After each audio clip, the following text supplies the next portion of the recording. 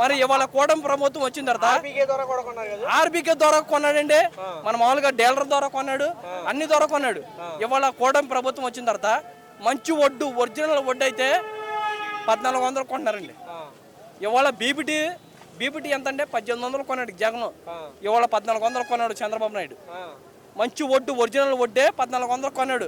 ఏదైనా పాయొత్తే 1000 రూపాయలు కొన్నాడండి. రైతేం బాగుపడాలి? ఒకే ఒక మాట, జగన్ ఉన్నప్పుడు 9,500 అమ్మేం మినువులు, 9,500 అమ్మేమండి. 7,200, 7,300, ఒక్క రూపాయి అయినా పెరిగిందా? ఈ సంవత్సరంలో ఒక్క రూపాయి అయినా పెరిగిందని నేను అసలు దేశాన్ని మొత్తాన్ని ప్రశ్నిస్తున్నా. నేను ఒక్కనే ఒక్క రూపాయి అయినా పెరిగిందండి. 7,500 కూడా కొనలేదన్న మినువులు. ఎకరానికి వచ్చి 20,000, 30,000 ఖర్చు పెడుతున్నాం మనం. అవి ఎంత 10 క్వింటాలు పండుతున్నాయి. ఎక్కడి నుంచి వస్తాయండి లేబర్కి?